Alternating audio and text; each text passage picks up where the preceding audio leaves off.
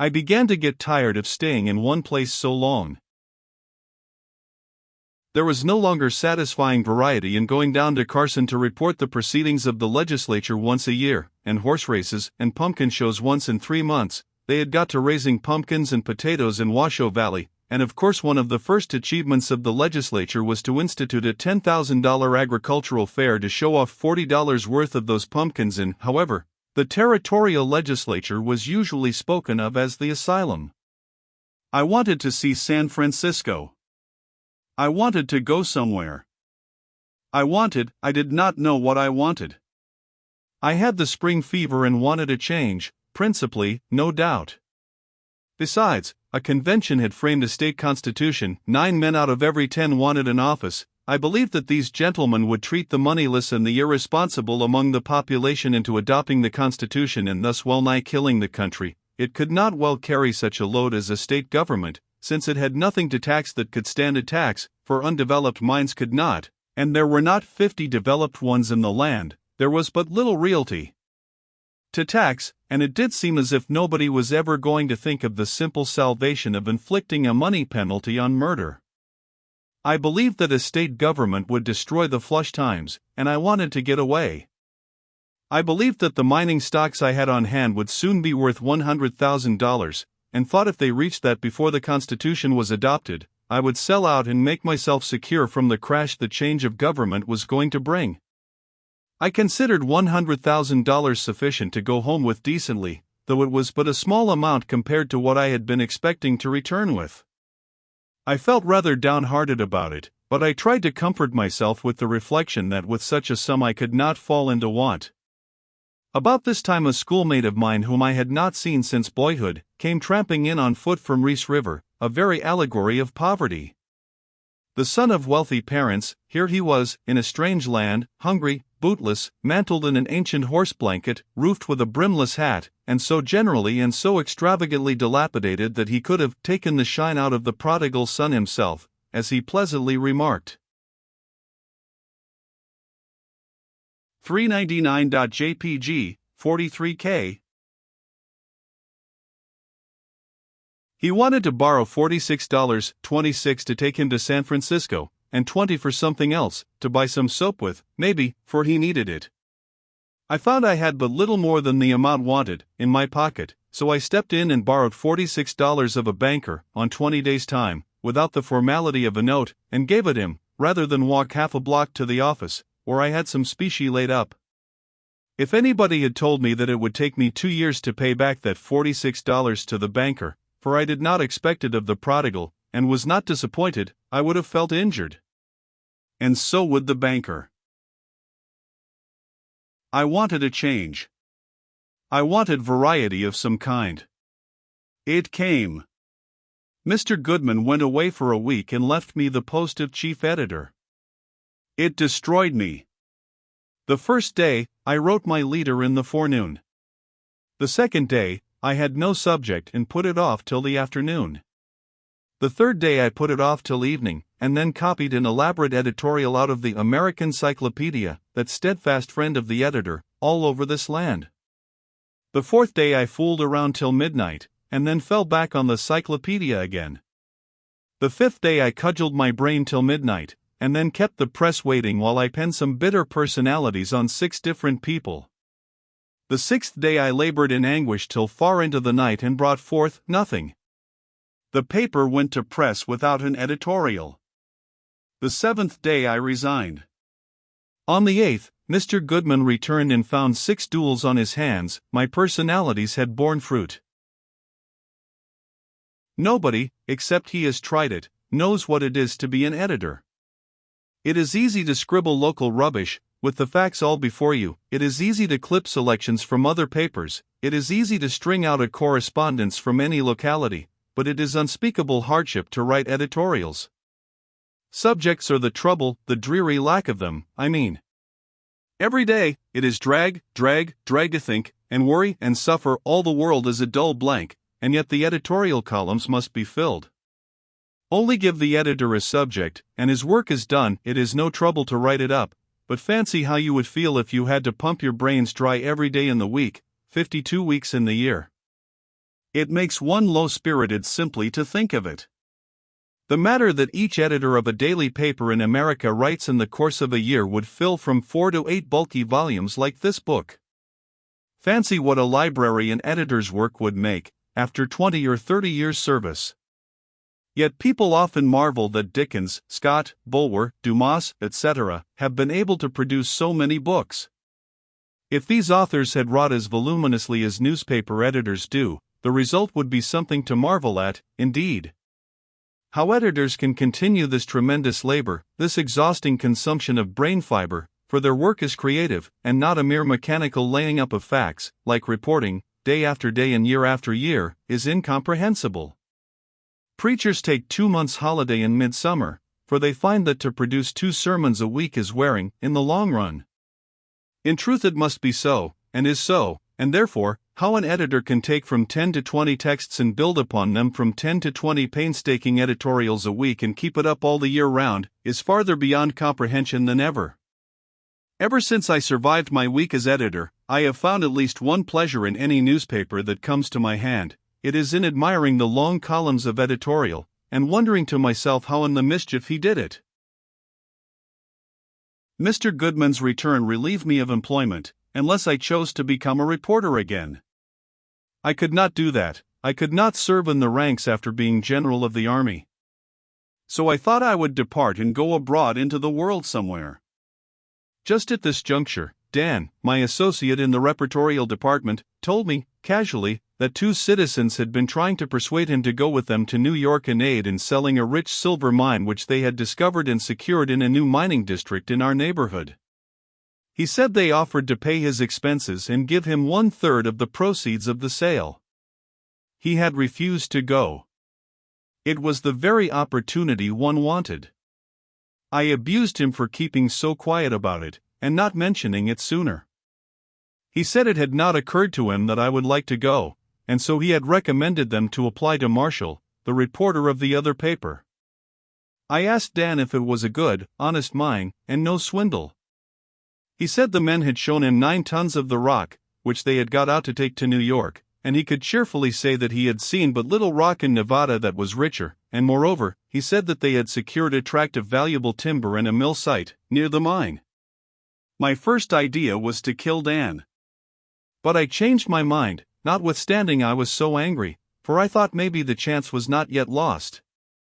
Dan said it was by no means lost, that the men were absent at the mine again, and would not be in Virginia to leave for the East for some 10 days, that they had requested him to do the talking to Marshall, and he had promised that he would either secure Marshall or somebody else for them by the time they got back. He would now say nothing to anybody till they returned, and then fulfill his promise by furnishing me to them. It was splendid. I went to bed all on fire with excitement, for nobody had yet gone east to sell a Nevada silver mine, and the field was white for the sickle. I felt that such a mine as the one described by Dan would bring a princely sum in New York, and sell without delay or difficulty. I could not sleep, my fancy so rioted through its castles in the air. It was the blind lead come again.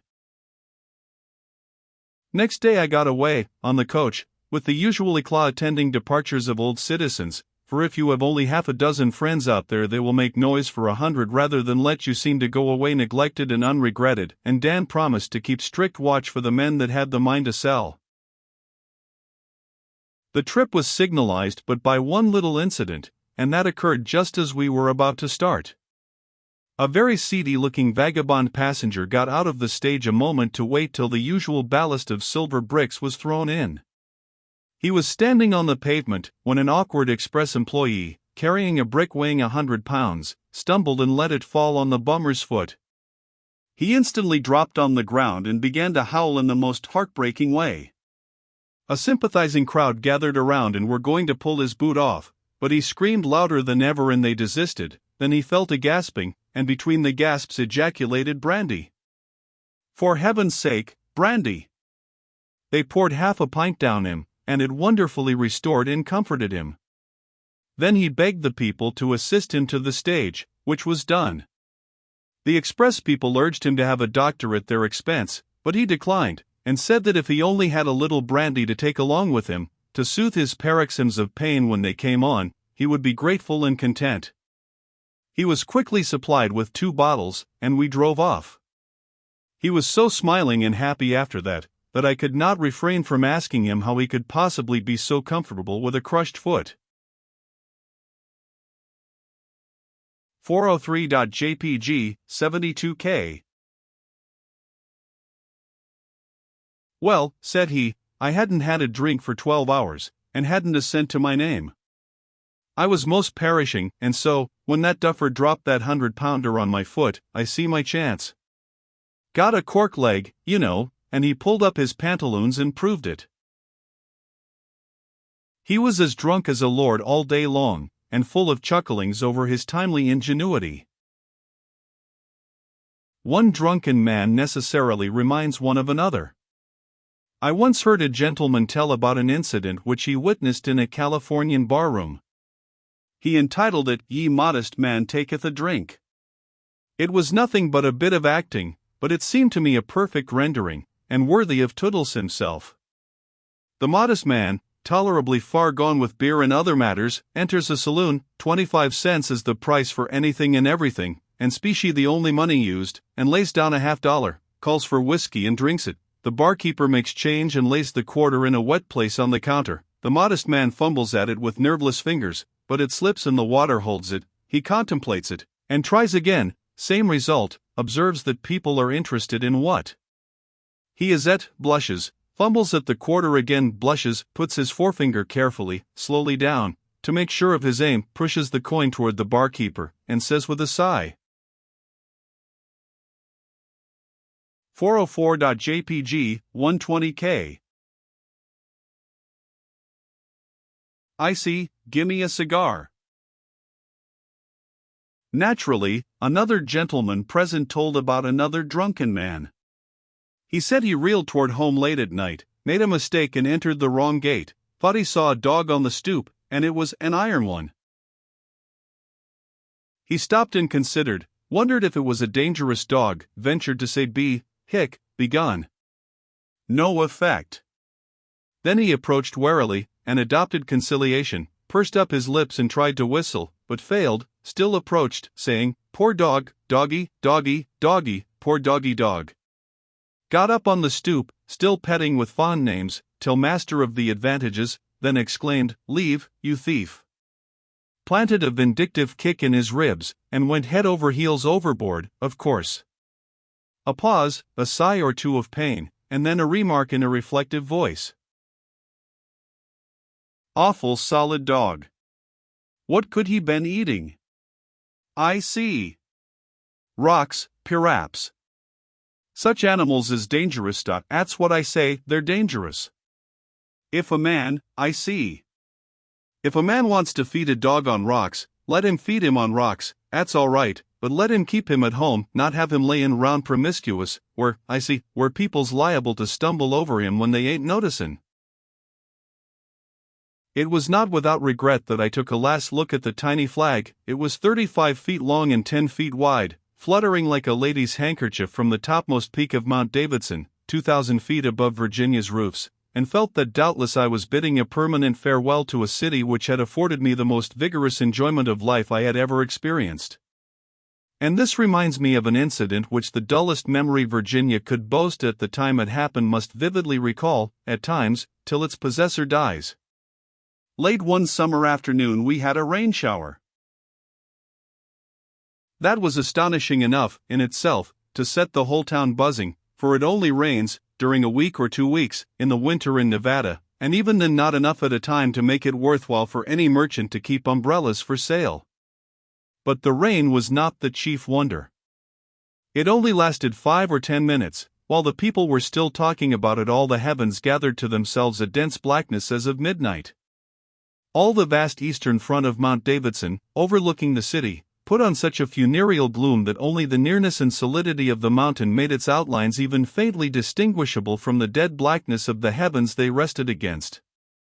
This unaccustomed sight turned all eyes toward the mountain, and as they looked, a little tongue of rich golden flame was seen waving and quivering in the heart of the midnight, away up on the extreme summit. In a few minutes the streets were packed with people, gazing with hardly an uttered word, at the one brilliant mote in the brooding world of darkness. It flicked like a candle flame, and looked no larger, but with such a background it was wonderfully bright, small as it was. It was the flag, though no one suspected it at first. It seemed so like a supernatural visitor of some kind, a mysterious messenger of good tidings, some were fain to believe. It was the nation's emblem transfigured by the departing rays of a sun that was entirely palled from view, and on no other object did the glory fall, in all the broad panorama of mountain ranges and deserts. Not even upon the staff of the flag, for that, a needle in the distance at any time, was now untouched by the light and undistinguishable in the gloom. For a whole hour the weird visitor winked and burned in its lofty solitude, and still the thousands of uplifted eyes watched it with fascinated interest. How the people were wrought up! The superstition grew apace that this was a mystic courier come with great news from the war, the poetry of the idea excusing and commending it, and on it spread, from heart to heart, from lip to lip and from street to street, till there was a general impulse to have out the military and welcome the bright waif with a salvo of artillery. 406.jpg, 72K. And all that time one sorely tried man, the telegraph operator sworn to official secrecy, had to lock his lips and chain his tongue with a silence that was like to rend them, for he, and he only, of all the speculating multitude, knew the great things the sinking sun had seen that day in the east, Vicksburg fallen, and the Union arms victorious at Gettysburg. But for the journalistic monopoly that forbade the slightest revealment of Eastern news till a day after its publication in the California papers, the glorified flag on Mount Davidson would have been saluted and resaluted, that memorable evening. As long as there was a charge of powder to thunder with, the city would have been illuminated, and every man that had any respect for himself would have got drunk, as was the custom of the country on all occasions of public moment. Even at this distant day I cannot think of this needlessly marred supreme opportunity without regret. What a time we might have had! 407.jpg, 12K.